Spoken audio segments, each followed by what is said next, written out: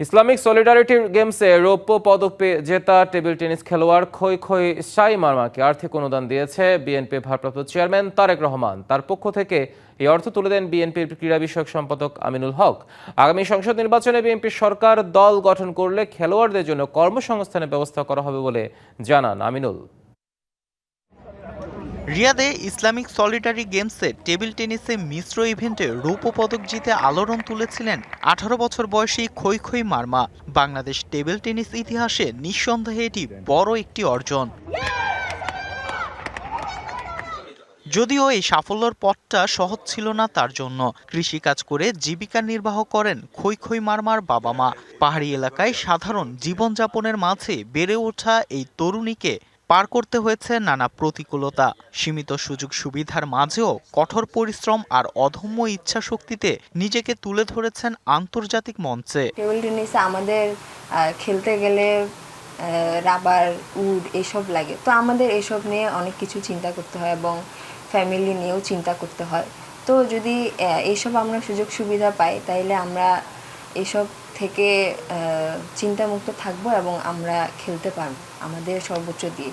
4 গুণ শক্তিশালী এনজাইম ও অধিক ফেনা সমৃদ্ধ অরিক সিলভার ওয়াশ মাত্র ৭০ টাকায়। বিষয়টি নজরে আসে বিএনপির ভারপ্রাপ্ত চেয়ারম্যান তারেক রহমানের। এরপর তিনি ক্ষুদ্র নিগোষ্ঠী থেকে উঠে আসা এই খেলোয়াড়ের পাশে দাঁড়ানোর নির্দেশ দেন আমিনুল হককে।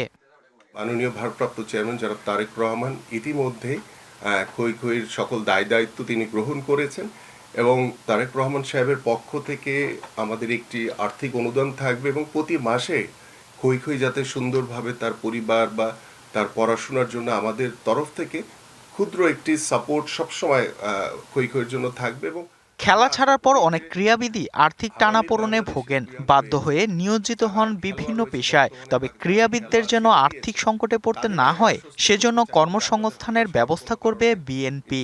আল্লাহ পাক যদি বাংলাদেশ জাতীয়তাবাদী দল বিএনপিকে আগামী নির্বাচনে নির্বাচিত করে সরকার গঠন করতে পারি আমরা ইনশাআল্লাহ, আমরা খেলা ছেড়ে দেওয়ার পরে প্রত্যেকটি খেলোয়াড়ের জন্য কর্মসংস্থানের সুব্যবস্থা করা হয়েছে, আমাদের সেই পরিকল্পনা রয়েছে।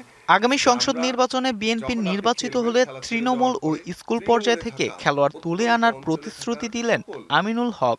প্রতিভাবান খেলোয়াড়দেরকে অন্বেষণ করে আমরা সরকারিভাবে তাদের পড়াশোনা এবং খেলাধুলার সকল দায় দায়িত্ব সরকার বহন করবে, এইভাবে আমরা একটি কর্ম পরিকল্পনা নিয়েছি। Fardin Saju, DBC news, Dhaka. মাঠের অনেক অভাব।